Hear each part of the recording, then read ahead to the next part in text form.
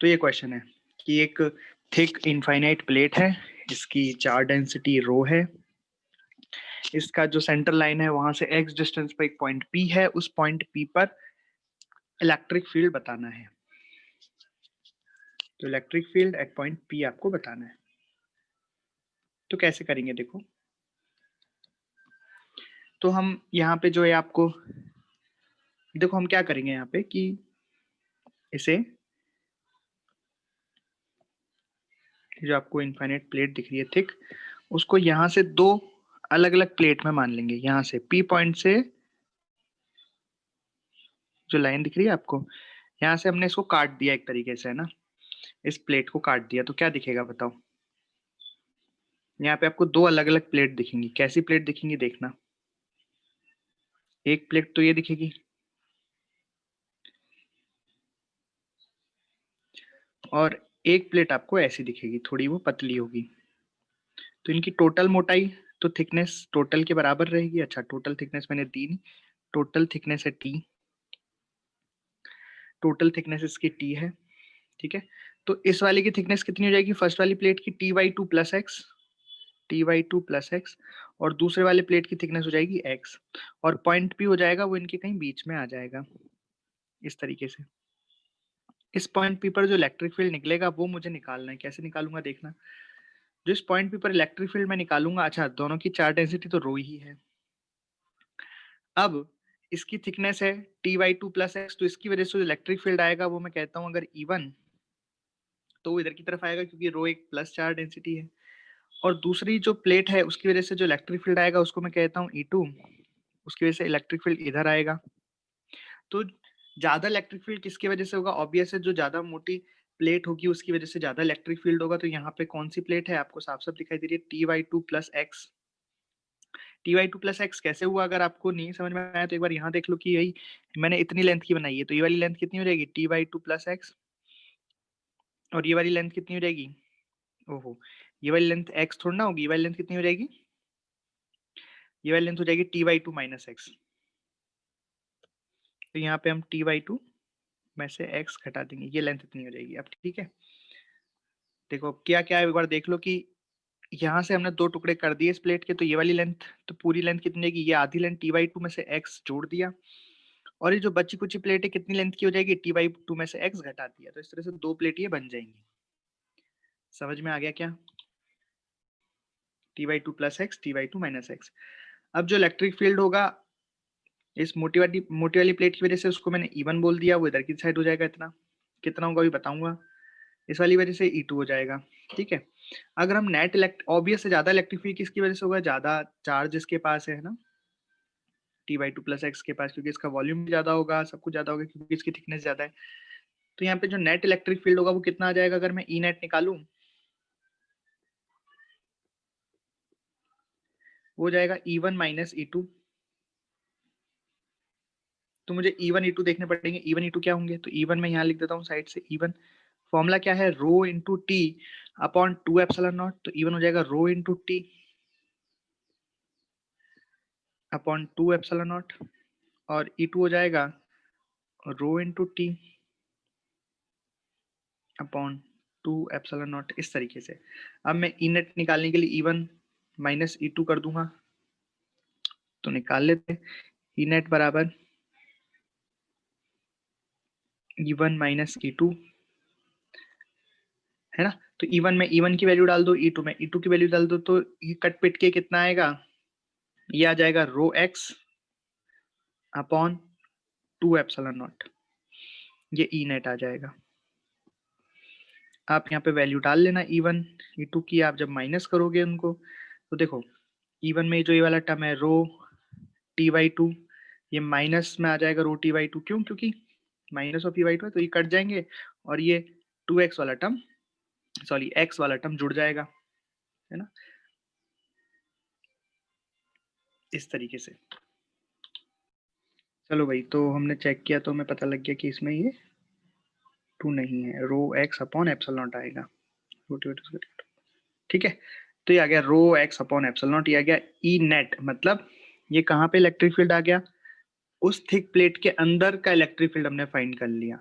अंदर हर पॉइंट पर x दूरी पर ये होगा, तो हम इसके ग्राफ भी बना सकते हैं कि पूरी प्लेट के लिए कैसा ग्राफ बनेगा। मतलब अगर प्लेट में हम आगे चलते हुए जा रहे हैं तो उसमें इलेक्ट्रिक फील्ड किस तरीके से वेरी करेगा। तो यहीं पे बना लेते हैं छोटा सा ग्राफ। जैसे मान लेते हैं ये प्लेट है,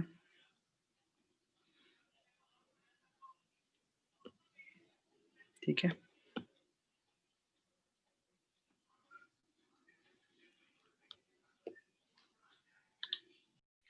तो हमने ग्राफ बनाना है, यहाँ पे एक थिक प्लेट हो गई, इसके अकॉर्डिंग मैंने ग्राफ बना दिया। ग्राफ बना रहा हूँ मतलब ये मैंने एक्सिस खींच ली, तो ये y एक्सिस पे इलेक्ट्रिक फील्ड है और x एक्सिस पे तो दूरी है ही, और ये जो सेंटर वाली लाइन है वो मतलब सेंटर x बराबर 0 सेंटर वाली लाइन हो गई। तो आप देख रहे हो कि ई नेट कितना आ रहा है, रो एक्स अपॉन एप्सिलॉन नॉट, मतलब ई नेट आ रहा है वो डायरेक्टली प्रोपोर्शनल टू एक्स आ रहा है, और स्ट्रेट लाइन बनेगा क्योंकि एक्स के प्रोपोर्शनल है, एक्स स्क्वायर या एक्स क्यूब के नहीं है, तो डायरेक्टली प्रोपोर्शनल है, यानी कि बढ़ेगा एक्स जैसे जैसे आगे जाएगा, हम आगे बढ़ेंगे वैसे वैसे इलेक्ट्रिक फील्ड बढ़ेगा, और इसकी डायरेक्शन अभी देखिए ना E1 जीतता है इसमें, अपने देखा E1 ज्यादा है तो आगे की तरफ रहेगी, मतलब अगर हम सेंटर वाली लाइन से इधर हैं तो इलेक्ट्रिक फील्ड इधर रहेगा, सेंट्रल लाइन से इधर है तो इलेक्ट्रिक फील्ड इधर रहेगा, सेंट्रल लाइन से इधर है तो इलेक्ट्रिक फील्ड की नेट डायरेक्शन इधर रहेगी, और इधर अगर इधर है तो इधर रहेगी, मतलब नेगेटिव में रहेगी। अगर मतलब इसका मतलब क्या है, सेंट्रल लाइन से पीछे रहेंगे तो इलेक्ट्रिक फील्ड नेगेटिव में हो जाएगा, तो हमें इस साइड जाना पड़ेगा इस तरीके से। तो हम एक स्ट्रेट लाइन ही बना सकते हैं, इलेक्ट्रिक फील्ड इस तरीके से रहेगा, है ना। और अगर हम इस प्लेट के बाहर निकल जाएंगे तो हमें पता है प्लेट के बाहर तो इलेक्ट्रिक फील्ड कांस्टेंट है, rho T upon 2 epsilon naught, और इधर इधर की side rho T upon 2 epsilon. तो इस प्लेट के बाहर इलेक्ट्रिक फील्ड कांस्टेंट है, तो हमने स्ट्रेट लाइन बना दी, और इधर भी इस तरीके से स्ट्रेट लाइन कैसे, मतलब पैरेलल टू द एक्स, मतलब ई चेंज नहीं हो रहा है ना, इस तरीके से। और ये मैक्सिमम वैल्यू आपको पता पड़ी गई, रो एक्स अपॉन एप्सिलॉन नॉट, इस तरीके से इसका ग्राफ बन गया। ठीक है, देख लो, कोई डाउट तो पूछ लो। तो अब हम आगे पढ़ेंगे इलेक्ट्रिक फील्ड वर्सेस एक्स के ग्राफ, क्योंकि ऐसे क्वेश्चन हमें देखने को मिलते हैं और हमें आने चाहिए, मतलब ये कि इलेक्ट्रिक फील्ड और एक्स का ग्राफ कैसे बनेगा अलग अलग स्थिति में, जब दो पॉइंट चार्ज हो तो कैसे बनेगा, प्लेट्स हो तो कैसे बनेगा, मतलब तरीका सेम ही है, बट हम प्रैक्टिस कर लेंगे तो अच्छा रहेगा। तो हम प्रैक्टिस करते हैं इसकी। तो आज हम ग्राफ्स ही पढ़ेंगे अलग अलग तरीके से कैसे बन सकते हैं, मतलब मैं आपको आइडिया दूंगा बाद में। तो ग्राफ तो खैर हर क्वेश्चन का अपना अलग ग्राफ हो सकता है, उसमें अलग अलग लॉजिक्स लगते हैं, तो आपको लॉजिक पे ध्यान देना है कि कैसे सोच के हम ग्राफ बना रहे हैं। ठीक है, तो जैसे हम पहले स्टार्टिंग में कुछ सिंपल ग्राफों से स्टार्ट करते हैं। तो सबसे पहले हम बनाएंगे प्लेट्स में ग्राफ, जो भी हमने प्लेट्स वाले कुछ सवाल किए थे, इनफाइनाइट थिन प्लेट, तो वही मैं बना रहा हूँ। तो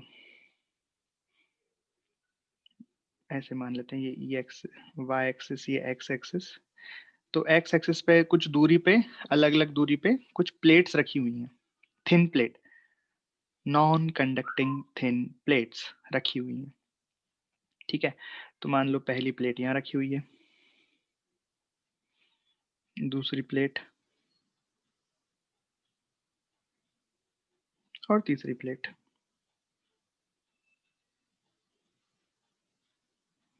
ठीक है, और ये अनंत है, इनफाइनाइट प्लेट्स हैं।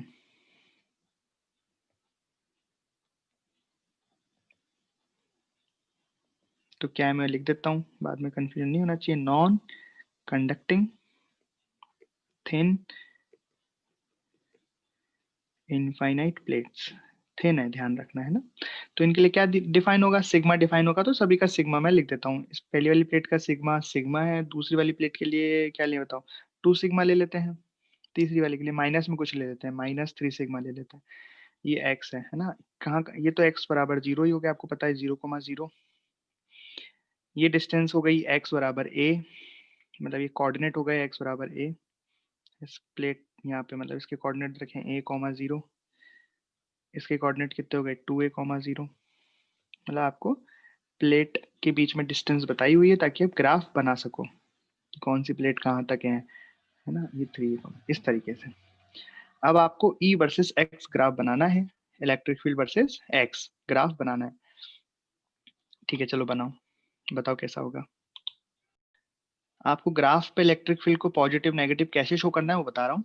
कि अगर पहले तो ये देखो कि इलेक्ट्रिक फील्ड को पॉजिटिव हम कब लेंगे, इलेक्ट्रिक फील्ड जब पॉजिटिव एक्स डायरेक्शन मतलब आई कैप में जब इसकी डायरेक्शन होगी तो हम कहेंगे इलेक्ट्रिक फील्ड पॉजिटिव है, और अगर माइनस आई कैप में डायरेक्शन होगी तो हम कहेंगे इलेक्ट्रिक फील्ड नेगेटिव है। अब अगर इलेक्ट्रिक फील्ड पॉजिटिव आता है तो वो पॉजिटिव वाई एक्सिस की तरफ बनेगा, और अगर इलेक्ट्रिक फील्ड नेगेटिव आता है तो नेगेटिव वाई एक्सिस में बनेगा। ऑब्वियस बात है भाई, अगर ये ओरिजिन है तो इससे ऊपर ये जो होगी एक्सिस वो पॉजिटिव इलेक्ट्रिक फील्ड की होगी और नीचे नेगेटिव इलेक्ट्रिक फील्ड की एक्सिस होगी। चलिए बनाए, तो देखो कैसे बनेगा। तो सबसे इलेक्ट्रिक फील्ड का ग्राफ बनाने से पहले हमें इलेक्ट्रिक फील्ड पता होना चाहिए ना, हल्का आइडिया होना चाहिए कहाँ कैसे इलेक्ट्रिक फील्ड रहेगा। तो ये डिपेंड करता है कि सिचुएशन क्या है। तो यहाँ पे सिचुएशन क्या है, non conducting thin infinite plates दे रखी है। तो यहाँ पे इलेक्ट्रिक फील्ड निकालना हम जानते हैं बहुत आसान है, कांस्टेंट इलेक्ट्रिक फील्ड होता है। तो आप क्या करो, अलग अलग रीजन में अलग अलग पॉइंट्स मान लो, जैसे एक पॉइंट ए यहाँ मान लो। हम जानते हैं कि इनफाइनाइट प्लेट्स का इलेक्ट्रिक फील्ड डिस्टेंस पे तो डिपेंड करता ही नहीं है, बस डिपेंड करता है कि वो पॉइंट है कहाँ। मतलब कहने का मतलब ये है, जैसे ए पॉइंट है, ए पॉइंट इन तीनों प्लेट्स के मतलब इधर वाला जो पॉइंट ए है। अब ऐसा नहीं कि वो इलेक्ट्रिक फील्ड इसी पॉइंट पे होगा, नहीं, वो इलेक्ट्रिक फील्ड यहाँ सब जगह सेम ही होगा, हर जगह सेम है। हम तो कहाँ से स्टार्ट करेंगे ग्राफ बनाना, एक्स बराबर 0 से बना रहे हैं, मतलब इस पूरे के लिए सेम इलेक्ट्रिक फील्ड आएगा क्योंकि ये इनफाइनाइट प्लेट्स हैं। अब बी पॉइंट मैंने यहाँ माना है, पर यहाँ थोड़ी यहीं का इलेक्ट्रिक फील्ड होगा, ये जो इस पूरे रीजन का इलेक्ट्रिक फील्ड बताएगा पॉइंट बी का इलेक्ट्रिक फील्ड। ऐसे point C and point D, तो पॉइंट सी का मतलब हो गया इस पूरे रीजन का इलेक्ट्रिक फील्ड, पॉइंट डी का मतलब हो गया इस पूरे रीजन का इलेक्ट्रिक फील्ड। ठीक है, तो इलेक्ट्रिक फील्ड निकाल लेते हैं, ये आपको ऑलरेडी मैंने निकालना सिखाया हुआ है। चलिए निकालते हैं फिर से। तो बताओ electric field at point A क्या होगा।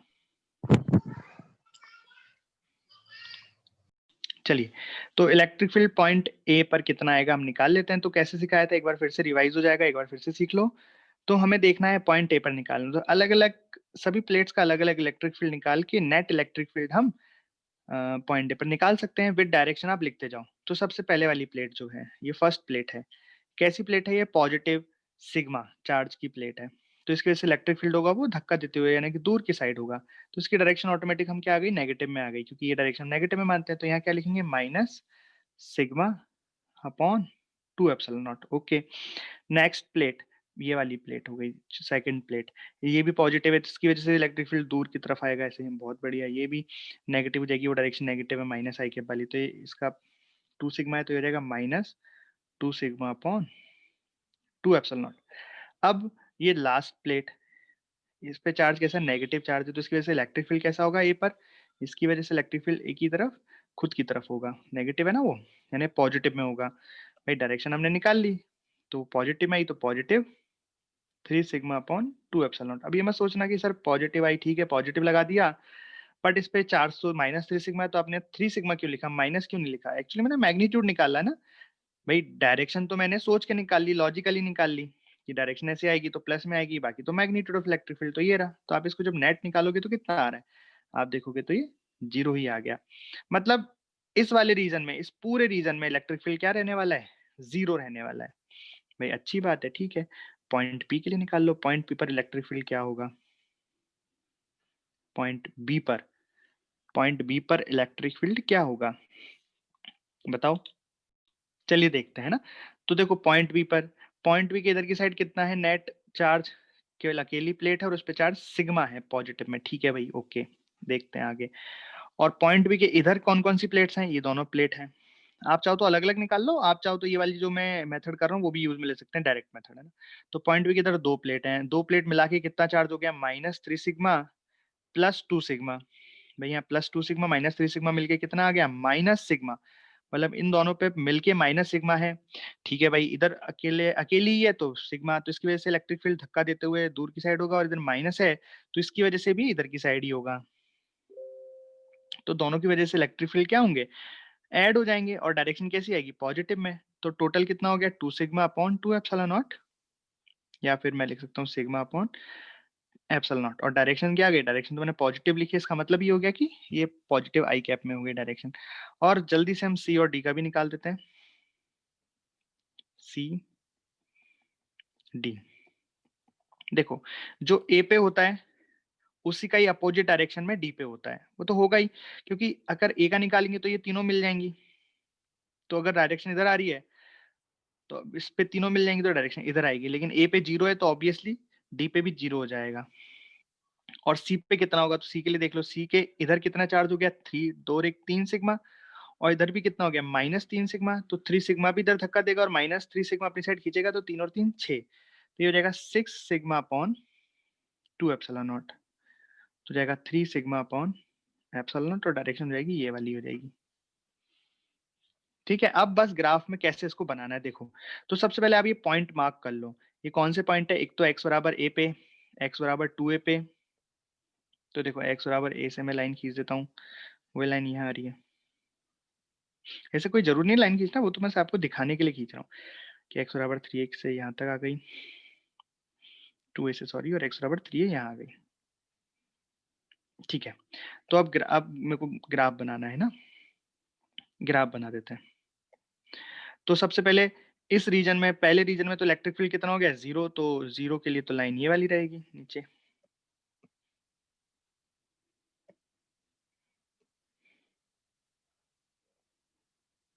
ये 0 हो गई। उसके बाद जैसे ही बी रीजन में एंटर किया तो तब इलेक्ट्रिक फील्ड कितना हो गया, sigma upon epsilon not, positive में, डायरेक्शन किसकी है, पॉजिटिव की डायरेक्शन है, तो पॉजिटिव में मतलब थोड़ा सा बढ़ गया,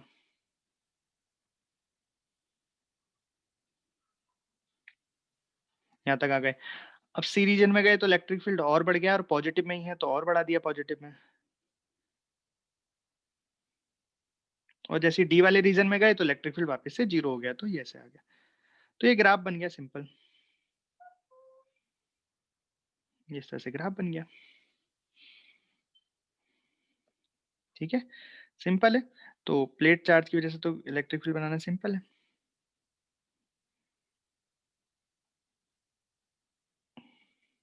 इस तरीके से, बताओ कोई डाउट हो तो इसमें नेगेटिव वाला टर्म नहीं आई, कोई नेगेटिव इलेक्ट्रिक फील्ड नहीं आया, नेगेटिव मतलब अपोजिट डायरेक्शन वाला, वरना फिर वो हमें यहाँ बनाना पड़ता है, वो जितनी जिस भी रीजन में आता है उस हिसाब से, ये ऐसे कि भाई अगर ये मान लो माइनस में सिग्मा अपॉन एप्सिलॉन नॉट होता तो हमें फिर वो यूं खींचना नीचे, और माइनस का मतलब क्या है, अपोजिट डायरेक्शन में। तो इसका मतलब आपको इसमें कोई डाउट नहीं है। चलिए, तो फिर हम आगे बनाते हैं। इस बार पॉइंट चार्ज की वजह से हम ग्राफ बनाएंगे, 2 पॉइंट चार्ज के इलेक्ट्रिक फील्ड का ग्राफ।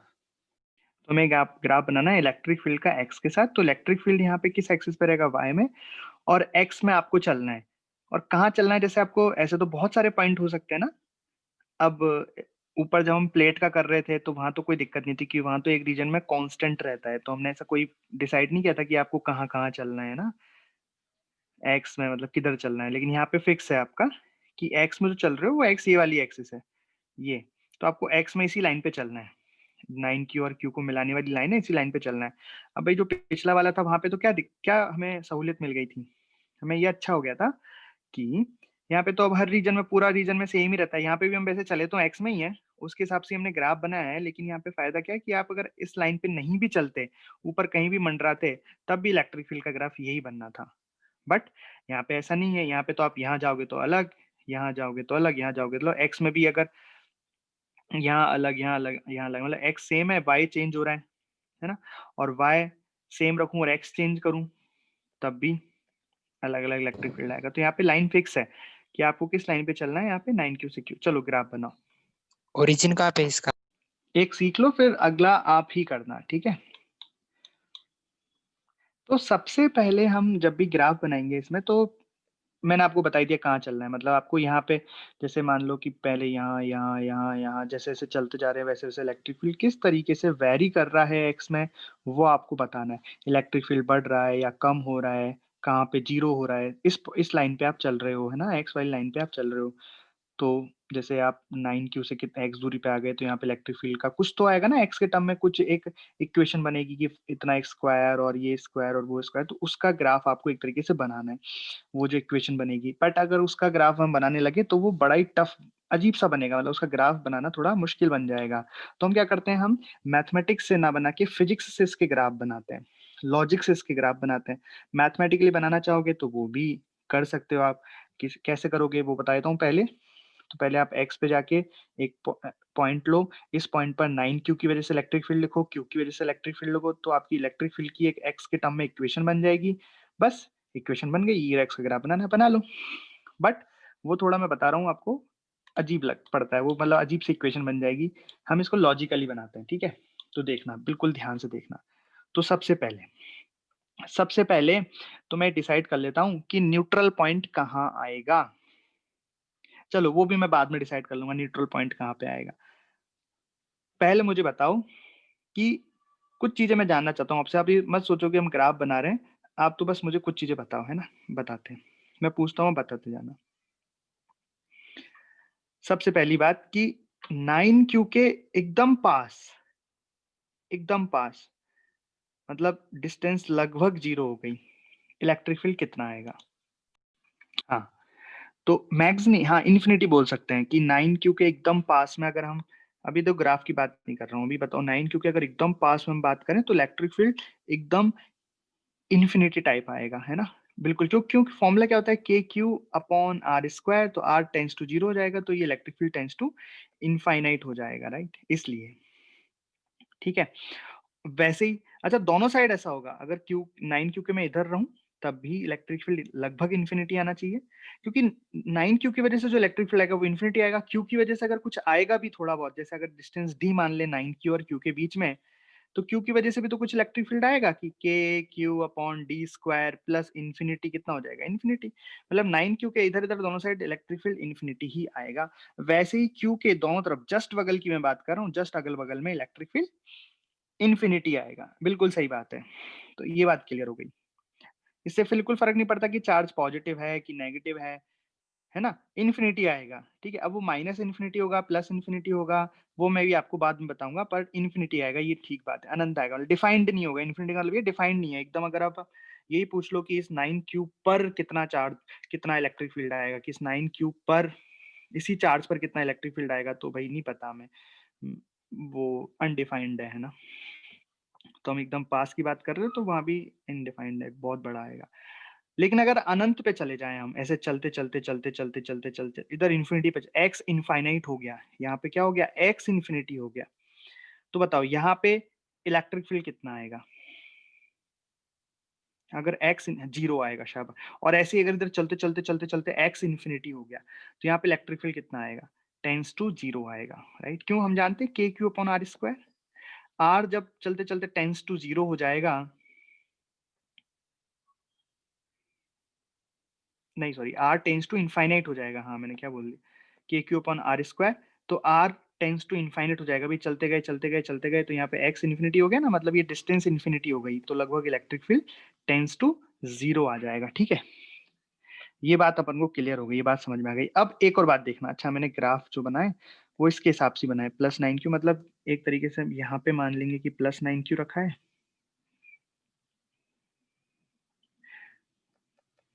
मतलब वो, हाँ, और ये पॉइंट पे क्या रखा है, क्यू रखा है ना।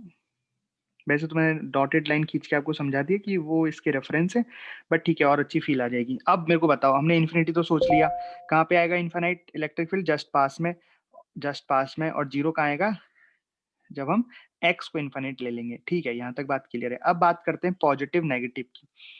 तो मुझे ये बताओ कि जब हम 9q के एकदम पास में रहेंगे, तो जो इलेक्ट्रिक फील्ड होगा वो किसकी वजह से होगा? जो इफेक्टिव इलेक्ट्रिक फील्ड होगा वो 9q की वजह से होगा।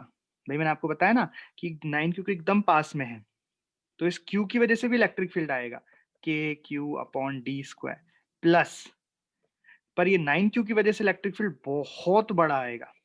तो जो इफेक्टिव डायरेक्शन होगी, डायरेक्शन कौन डिसाइड करेगा? 9q के अगल बगल में तो डायरेक्शन 9q का इलेक्ट्रिक फील्ड डिसाइड करेगा, और q के अगल बगल में डायरेक्शन q का इलेक्ट्रिक फील्ड डिसाइड करेगा। नेट डायरेक्शन इलेक्ट्रिक फील्ड की, इलेक्ट्रिक फील्ड तो दोनों की वजह से आएगा, 9q की वजह से भी आएगा और q की वजह से भी आएगा, बट डायरेक्शन डिसाइड कौन करेगा? नेट इलेक्ट्रिक फील्ड की, जिसके पास में है अपन वो डिसाइड करेगा। एकदम पास की बात बता रहा हूं मैं, तो एकदम पास में तो 9q का इलेक्ट्रिक फील्ड ही बहुत बड़ा होगा, तो वही डिसाइड करेगा डायरेक्शन। तो चलो वो बात बताओ मेरे को, अभी आपको बतानी है। तो ये प्लस चार्ज है, ऑब्वियस ये प्लस चार्ज है, तो प्लस चार्ज की इलेक्ट्रिक फील्ड हमेशा इससे दूर की तरफ होती है। हमें तो अभी एक्स डायरेक्शन वाली से मतलब है केवल। तो अगर मैं 9q के इधर खड़ा हूं, राइट साइड में, तो यहाँ पे इलेक्ट्रिक फील्ड कैसी होगी, इस डायरेक्शन में होगी, ऑब्वियस बात है। 9 क्योंकि इधर इलेक्ट्रिक फील्ड, ये कौन सी डायरेक्शन हो गई, पॉजिटिव डायरेक्शन हो गई।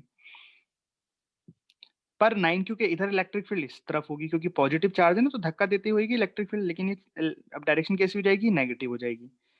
मतलब अगर हम 9 क्यू के जस्ट पास में बात करें, जस्ट राइट साइड में पास में बात करें, तो इलेक्ट्रिक फील्ड पॉजिटिव रहेगी और बहुत ज्यादा रहेगी, मतलब पॉजिटिव इन्फिनिटी रहेगी, पॉजिटिव इन्फिनिटी रहेगी, पॉजिटिव रहेगी पर इनफाइनाइट बहुत ज्यादा रहेगी। और अगर लेफ्ट में बात करें तो नेगेटिव रहेगी और इन्फिनिट रहेगी, मतलब नेगेटिव में रहेगी और बहुत ज्यादा रहेगी, इधर पॉजिटिव में बहुत ज्यादा, इधर नेगेटिव में बहुत ज्यादा। वैसे अगर हम क्यू की बात करें तो क्यू भी पॉजिटिव चार्ज है, तो इसकी वजह से भी इलेक्ट्रिक फील्ड धक्का देने साइड होगी, दोनों साइड दूर जाती हुई। तो यहाँ पे भी राइट साइड में बहुत ज्यादा होगी और पॉजिटिव में होगी, और इधर नेगेटिव में होगी और बहुत ज्यादा होगी। ठीक है, अब देखना इसका मैं कैसे ग्राफ में यूज करता हूँ। ठीक है, ओके, तो मैंने जो अभी आपको सिखाया उसको मैं लिख देता हूँ। इधर कैसी, पॉजिटिव बहुत ज्यादा, इधर नेगेटिव बहुत ज्यादा, क्योंकि ये पॉजिटिव चार्ज है। वैसे इधर भी, इधर पॉजिटिव बहुत ज्यादा, इधर नेगेटिव बहुत ज्यादा। अब देखना कितना बढ़िया ग्राफ बन जाएगा, बिल्कुल बिना आपकी इक्वेशंस के। तो मैं इसको ग्राफ में अब डिनोट कर देता हूँ, है ना। खैर मुझे एक लाइन यहाँ भी खींचनी ही पड़ेगी।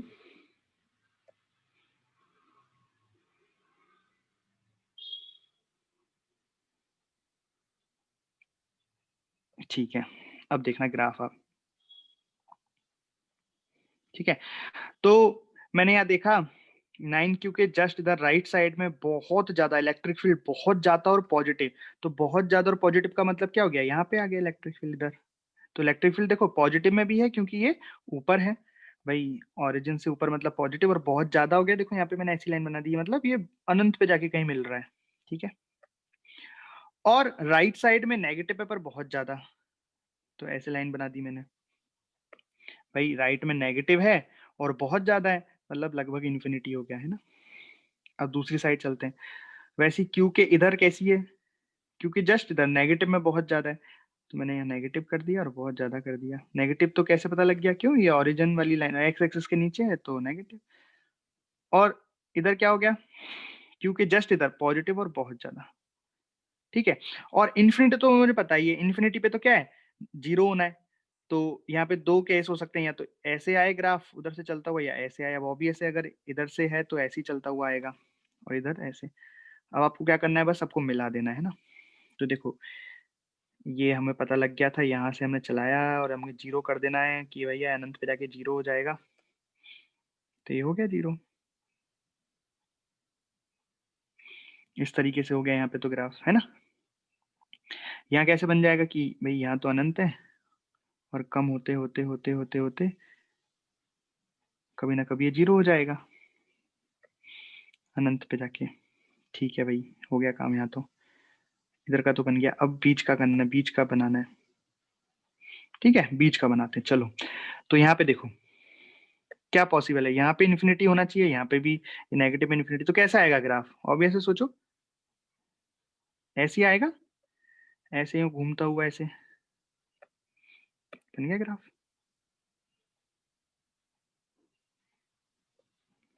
अलग अलग ही बनाना पड़ेगा ना।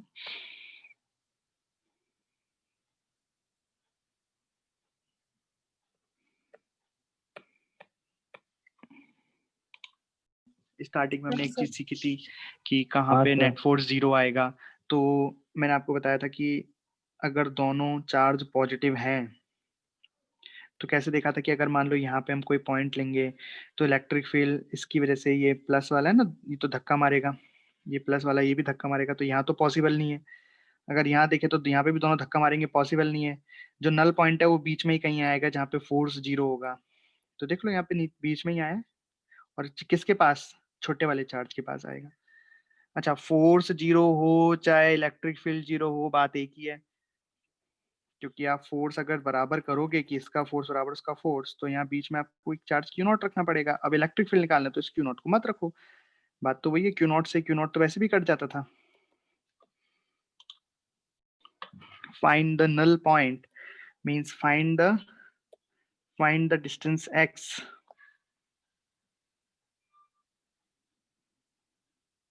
From the charge 9q। ये x फाइंड करके दिखाओ 9q से कितनी आएगी 12/4 टोटल डिस्टेंस। 8 दी होती।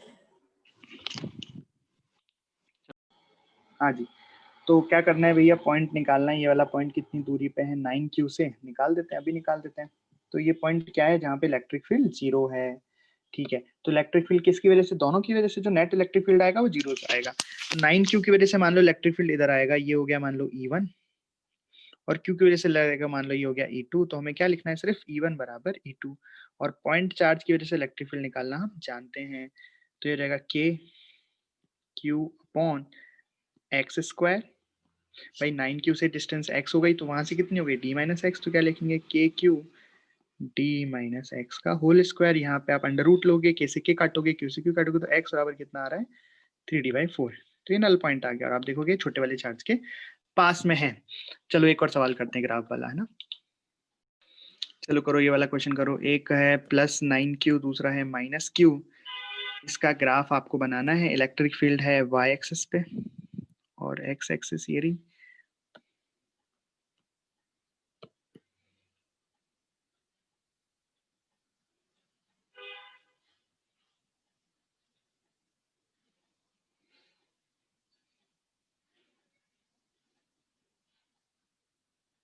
चलो बना दो जल्दी से, चलिए करते हैं ना। तो कैसे करेंगे देखो, तो एक +9q एक -9q। तो पहले तो थोड़ा एनालिसिस कर लेते हैं ना। तो ये प्लस चार्ज है, तो इसके जस्ट इधर इलेक्ट्रिक फील्ड ऐसा होगा और बहुत बड़ा होगा, जस्ट इधर इलेक्ट्रिक फील्ड ऐसा होगा और बहुत बड़ा होगा। तो मैं लिख देता हूँ जस्ट इधर होगा इधर की साइड, तो इस डायरेक्शन को मैं बोलूंगा पॉजिटिव। जस्ट इधर होगा इस तरफ, ये होगा माइनस में क्योंकि नेगेटिव डायरेक्शन की तरफ है। अब इधर ये माइनस चार्ज है, तो माइनस चार्ज की वजह से इलेक्ट्रिक फील्ड खुद की तरफ होता है। तो जस्ट अगर मैं लेफ्ट साइड जाऊंगा तो इधर की साइड होगा, और जस्ट राइट साइड जाऊंगा तो इधर की साइड होगा। तो इसमें डायरेक्शन अब पलटी पलटी हो गई, ये हो गया पॉजिटिव और ये हो गया नेगेटिव। अब मैं चलता हूँ अनंत पर। तो यहाँ पे थोड़ा स्थिति बदल गई है। अब अनंत पे जाके देखते हैं ना, एक बार अपन अनंत पे पहुंच गए। तो मान लो आप बहुत दूर आ गए, इतने दूर आ गए कि इन दोनों के बीच में जो डिस्टेंस है डी वो लगभग नेग्लिजिबल हो गया। आप इतने दूर आ गए, इतने अनंत पे पहुंच गए, इतनी दूर आ गए कि जो दोनों चार्जों के बीच में लगभग डिस्टेंस है वो नेग्लिजिबल हो गया। तो यहाँ पे +9q है और यहाँ पे -q है, तो मिलके कितना हो जाएगा +8q। मतलब दूर, बहुत दूर से देखेंगे तो आपको क्या चार्ज दिखेगा, यहाँ पे +8q चार्ज दिखेगा, क्योंकि इन दोनों के बीच की डिस्टेंस तो नेग्लिजिबल हो गई। ऐसा लगेगा ये दोनों सेम डिस्टेंस पे रखे। तो उसका ऐसा क्यों बोल रहा हूँ मैं, ऐसा इसलिए बोल रहा हूँ कि अगर मान लो यहाँ पे +8q चार्ज रखा है, तो इसकी वजह से इधर की साइड बहुत दूर पे जाके इलेक्ट्रिक फील्ड टेंस टू 0 हो जाएगा। ये तो सही बात है, लेकिन डायरेक्शन क्या होगी। अब अगर प्लस है तो डायरेक्शन तो ऐसी होगी ना, मतलब नेगेटिव, मतलब टेंस टू 0 तो होगा बट नेगेटिव साइड से, मतलब ऐसे नीचे से आएगा नेगेटिव साइड से, क्योंकि टेंस टू 0 तो हो रहा है वो तो ठीक है, पर नेगेटिव। और अगर इधर जाऊंगा मैं राइट साइड में, तो यहाँ पे जो इलेक्ट्रिक फील्ड होगा वो +8q दिख रहा है भैया, तो इधर की साइड आएगा, मतलब पॉजिटिव साइड से टेंस टू 0 होगा। इलेक्ट्रिक फील्ड टेंस टू 0 होगा, लेकिन पॉजिटिव साइड से मतलब ऐसे 0 होगा, इधर की साइड से कहीं 0 होएगा। कैसा भी हो सकता है, लेकिन हाँ एक्स के ऊपर रहेगा और यहाँ एक्स के नीचे रहेगा। तो मैं ये भी बना लेता हूँ कि यहाँ एक्स के ऊपर रहेगा और यहाँ एक्स के नीचे रहेगा। कैसे देखा मैंने, ये दोबारा बताया तो एक बार मैंने देखा कि टोटल चार्ज कितना हो गया, +8q हो गया। तो +8q के हिसाब से आप डायरेक्शन डिसाइड करो। इधर तो इधर आएगी और इधर इधर आएगी, ये वाली नेगेटिव होती है और ये वाली पॉजिटिव होती है, बात खत्म। बस अब ग्राफ बन जाएंगे 2 मिनट में, देखना ध्यान से। तो 9q के राइट साइड में पॉजिटिव है इन्फिनिटी, तो पॉजिटिव इन्फिनिटी कर दिया। राइट साइड के नेगेटिव इन्फिनिटी है, तो मैंने यहाँ नेगेटिव इन्फिनिटी चिपका दिया। -q के लेफ्ट साइड में पॉजिटिव इन्फिनिटी है, तो पॉजिटिव इन्फिनिटी तो भैया यही है, तो ये पॉजिटिव इन्फिनिटी हो गया। -q के इधर नेगेटिव इन्फिनिटी है, तो भैया नेगेटिव इन्फिनिटी हो गया। ठीक है, अब बनाते जाते हैं, मिलाते जाते हैं।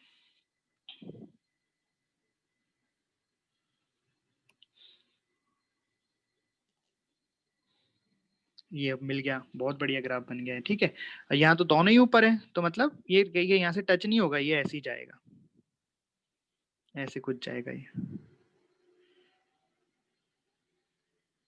ठीक है, और रही बात यहाँ की, तो देखो स्टार्ट नीचे से हो रहा है पर ऊपर से जा रहा है, मतलब ये कुछ ऐसे जाएगा, ऐसे ऊपर जाएगा फिर नीचे होके और ऐसे चल जाएगा, इस तरीके का ग्राफ बन जाएगा। तो बताओ कितने लोगों का सही था? मैथमेटिकली देख गलत लें था इसको सर हमारा। कि ये तो ठीक है, पर मैथमेटिकली देखें तो ये ऐसा क्यों हो गया भाई? तो आप देखो, एक चार्ज प्लस 9q है, एक चार्ज माइनस q है, मतलब इनका जो नल पॉइंट आएगा वो नल पॉइंट बीच में तो नहीं आ सकता नल पॉइंट, क्योंकि अगर हम बीच में मान लिया पॉइंट तो +9q धक्का मारेगा, माइनस में अपने साइड खींचेगा, तो ये तो प्लस हो रहे हैं, तो आ ही नहीं सकता, तो ग्राफ में भी तो नहीं आएगा नल पॉइंट, बिल्कुल नहीं आएगा। तो नल पॉइंट किधर आएगा? नल पॉइंट छोटे वाले चार्ज की तरफ आएगा, या तो इधर आएगा, या इधर छोटा वाला चार्ज माइनस है तो इधर आएगा। तो देखो यहाँ पे आगे नल पॉइंट ये रहा। तो नल पॉइंट का मतलब है कि यहाँ पे इलेक्ट्रिक फील्ड 0 होगा। अब 0 होगा इसका मतलब इससे पहले प्लस होना चाहिए या माइनस होना चाहिए, और उसके बाद प्लस होना चाहिए माइनस होना चाहिए। मतलब जैसे ये नल पॉइंट है तो इससे पहले कैसा नेगेटिव है, तो नेगेटिव से पॉजिटिव हो रहा है, तभी तो नल पॉइंट मिलेगा भाई। डायरेक्शन तो चेंज करनी पड़ेगी ना नल पॉइंट आने के लिए, या जस्ट टच होके भी निकल सकता है भाई, टच तो होना ही पड़ेगा ना ग्राफ ऐसे कुछ। तो यहाँ पे देखो ये ऐसे इसको क्रॉस करेगा, मतलब यहाँ पे negative negative negative, null point पे 0 होगा, नल पॉइंट से आगे जाने पर ये बढ़ेगा, इलेक्ट्रिक फील्ड बढ़ेगा बढ़ेगा बढ़ेगा और फिर कम होता होता फाइनली 0 हो जाएगा इस तरीके से। तो क्वेश्चन ये देखो, एक चार्ज है क्यू, उसके पास मास है, हम उसको एक इलेक्ट्रिक फील्ड में रख दिया रहता है E बराबर E0 minus AX I cap, मतलब जो इलेक्ट्रिक फील्ड है वो x डायरेक्शन में है और x के साथ बदलता जा रहा है, ठीक है। तो आपको बताना है कि इसका मैक्सिमम डिस्प्लेसमेंट क्या होगा, और फिर आपको बताना है कि मैक्सिमम डिस्प्लेसमेंट पहुंचने तक कितना टाइम इसे लगेगा, है ना। तो मैक्सिमम डिस्प्लेसमेंट क्यों पूछ रहा है भाई? ऐसा क्यों नहीं कि वेव पार्टिकल तो चलता ही जाएगा भाई, इसको रख दिया यहाँ पे, चलता ही गया चलता ही गया चलता ही गया चलता ही गया। मैक्सिमम डिस्प्लेसमेंट देखो इसलिए कह रहे हैं हम, क्योंकि आप अगर इसके इलेक्ट्रिक फील्ड को देखोगे E0 माइनस AX, तो जैसे से x बढ़ेगा इलेक्ट्रिक फील्ड कम होता जा रहा है। एक पॉइंट ऐसा आएगा जब इलेक्ट्रिक फील्ड 0 हो जाएगा, जब E0 बराबर AX हो जाएगा, मतलब x बराबर E0 अपॉन A पे एक ऐसी वैल्यू मिल जाएगी, एक मतलब उस वक्त इलेक्ट्रिक फील्ड 0 हो जाएगा, लेकिन उसका वेलोसिटी तब तक कुछ आ चुकी होगी। मान लो यही है वो पॉइंट x बराबर E0 अपॉन A, पर यहाँ पे इसके पास कुछ ना कुछ वेलोसिटी आ चुकी थी, और आगे जाएगा और आगे जाएगा तो x और बढ़ेगा, x और बढ़ेगा तो इलेक्ट्रिक फील्ड अब नेगेटिव हो जाएगा, मतलब माइनस आई कैप में हो जाएगा, माइनस आई कैप में हो जाएगा, मतलब इसके पास नेगेटिव एक्सलेशन आ जाएगा, नेगेटिव एक्सलेशन आ जाएगा, मतलब अब इसकी वेलोसिटी कम होती जाएगी कम होती जाएगी कम होती जाएगी, अंततः इसकी वेलोसिटी 0 हो जाएगी, पार्टिकल रुक जाएगा। लेकिन अभी भी इसके पास नेगेटिव डायरेक्शन में इलेक्ट्रिक फील्ड है, मतलब नेगेटिव डायरेक्शन में फोर्स इस पर लगेगा और पार्टिकल वापस आएगा। बट हमें वापस आके वो क्या करेगा क्या नहीं करेगा उससे कोई मतलब नहीं, हमें तो बस ये बताना है कि मान लो ये अगर ओरिजिन से स्टार्ट हुआ है, तो जब ये मैक्सिमम डिस्प्लेसमेंट होगा, जब वेलोसिटी 0 हो जाएगी, तो ये डिस्प्लेसमेंट कितना होगा, वो x क्या होगा, और वहां तक पहुंचने में इसे कितना समय लगेगा, ये सवाल है। चलिए देखते हैं इसको कैसे करेंगे। पार्टिकल फ्रॉम स्टार्ट 0, ठीक है। सबसे पहले मैं यहाँ पे फोर्स देखता हूँ कि फोर्स कितना लग रहा होगा उस पार्टिकल पे, ना। तो कैसे लिखूंगा, फोर्स बराबर Q इंटू ई, ठीक है। Q इस पार्टिकल का Q है, E कितना है, E है E0 माइनस AX, और आई कैप में लगेगा वो फोर्स, तो आई कैप में पार्टिकल पे फोर्स लगेगा, तो उसी डायरेक्शन में इसके पास एक्सेलरेशन भी आ जाएगा। तो एक्सेलरेशन कितना आ जाएगा, एक्सेलरेशन बराबर आ जाएगा Q into E0 minus AX upon M। लेकिन मुझे तो क्या चाहिए, डिस्प्लेसमेंट चाहिए उसका, पहले मैं डिस्प्लेसमेंट निकालता हूँ, है ना। तो एक इक्वेशन है, वहां से डिस्प्लेसमेंट पे जाना है, तो मैं क्या लिखूँ एक और वेलोसिटी के बारे में पता है मुझे कि पार्टिकल 0 से स्टार्ट हो रहा है और लास्ट में उसकी वेलोसिटी 0 हो जाएगी। अच्छा, पार्टिकल स्टार्ट्स फ्रॉम ओरिजिन, और यहाँ पे हम एक जानकारी और लिख लेते हैं, फ्रॉम रेस्ट। पार्टिकल रेस्ट से स्टार्ट होता है, ओरिजिन से, है ना। चलिए, तो अब यहाँ मैं ए को लिख सकता हूँ v into d v upon d x q E0 minus AX divided by M। बस यहाँ से हम dx को एक तरफ ले लेंगे, v को एक तरफ ले लेंगे, तो ये इक्वेशन बन जाएगी v dv बराबर q E0 minus AX upon M। दोनों साइड हम इंटीग्रेट करेंगे, dx आ जाएगा इधर ये वाला। तो स्टार्ट कहाँ से हो रहा है, ओरिजिन से, और वहां पे इसकी वेलोसिटी कितनी है, 0। ये मान लो चलते चलते चलते चलते किसी x मैक्सिमम तक पहुंच जाएगा, इसका मैक्सिमम डिस्प्लेसमेंट को मैं x मैक्स बोल देता हूँ, वहां पे भी इसकी वेलोसिटी कितनी जाएगी 0। और इसको जब मैं सॉल्व करूंगा तो यहाँ से x की वैल्यू आ रही है, आपको सॉल्व कर लेना 2E0/a। एक बार चेक जरूर कर लेना आंसर को, है ना, कुछ नहीं किया है, बस लिमिट डाल दिए, सॉल्व कर दिए, x की वैल्यू निकाली है, x की वैल्यू यहाँ से आ रही है 2E0/a। तो ये आपका x मैक्स आ गया, मतलब इसका डिस्प्लेसमेंट। अब बात आती है टाइम की, कि टाइम कैसे निकालें। तो देखो इक्वेशन तो यही काम में आएगी। मैंने यहाँ पे फोर्स बराबर कितना निकाला, ये फोर्स बराबर Q इंटू ई आ गया, है ना। यहाँ पे मैंने, अब मुझे डिस्प्लेसमेंट निकालना था, इसलिए मैंने a को क्या लिख दिया, v dv/dx। अब मेरे को टाइम निकालना है तो उसको मैं टाइम के टर्म में लिख दूंगा, ठीक है। तो इसी को हम दोबारा यूज में ले लेते हैं, नीचे ले आते हैं, क्या आ गया, चलिए तो अब सेकंड वाला कर लेते हैं ना। तो यहाँ से मुझे एक्सेलरेशन मिल गया, कितना मिल गया मुझे यहाँ से एक्सेलरेशन, ये मिल गया q E0/m minus qa/m 2x। ठीक है। अब आपने यहाँ से डिफरेंशियल इक्वेशन का नाम सुना होगा, अभी एसएचएम में भी पढ़ी होगी, double degree of differential time के रिस्पेक्ट में, है ना। तो a को मैं क्या लिख सकता हूँ, dx² dt², मतलब x का डबल बार डिफरेंशिएशन, ये तो कांस्टेंट हो गया, और बेसिकली ये क्या हो गया, ओरिजिन पॉइंट हो गया, ये आ गया qa/m इंटू एक्स। तो आप इसको कंपेयर कर सकते हो किससे, आपकी एसएचएम की इक्वेशन से, याद है एसएचएम की equation, double differentiation minus of ω²x। यहाँ पे कोई कांस्टेंट लिखा हो सकता है अगर ओरिजिन इसका 0 नहीं हो, तो मतलब जिस पॉइंट के अबाउट वो एसएचएम कर रहा है, जिसके अबाउट इक्विलिब्रियम आ रहा है, यानी कि जहाँ पे फोर्स 0 आ रहा है, अगर वो पॉइंट ओरिजिन नहीं होता है तो वो यहाँ आ जाता है, जो भी होता है। तो यहाँ कोई कांस्टेंट आ सकता है, that is the origin, origin नहीं, सॉरी ओरिजिन नहीं, इक्विलिब्रियम पॉइंट जिसके अबाउट एसएचएम होगा। अब जनरली अपन जब सॉल्व करते हैं तो अपन वो पॉइंट कौन सा मान लेते हैं, ओरिजिन मान लेते हैं, इसलिए इक्वेशन क्या आ जाती है, a बराबर माइनस ω²x।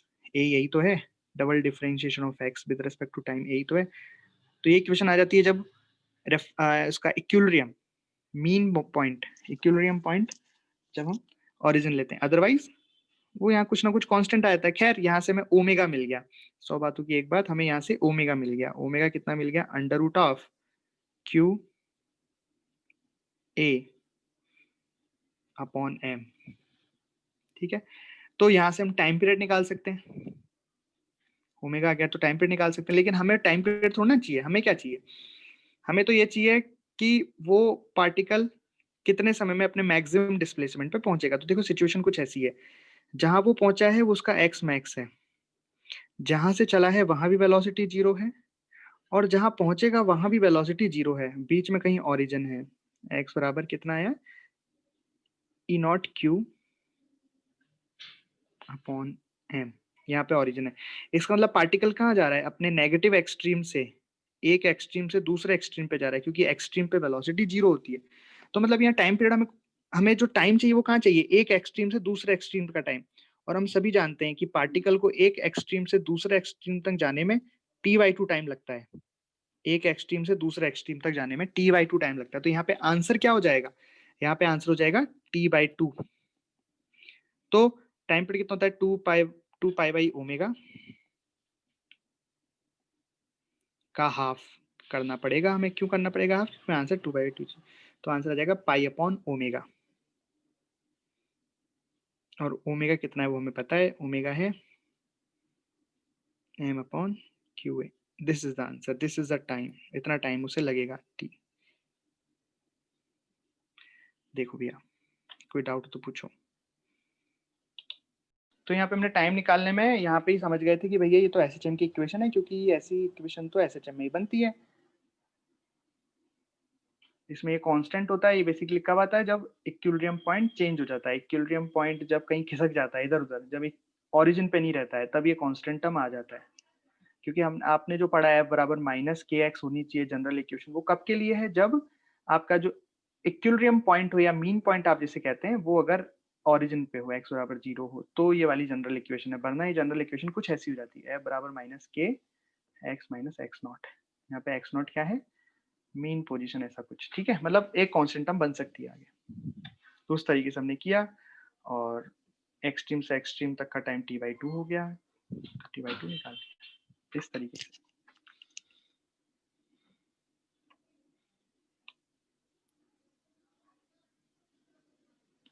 ठीक है, अब हम इसी को आगे कंटिन्यू करते हुए इसमें पढ़ेंगे time period of simple pendulum. पढ़ा है आपने time period of simple pendulum?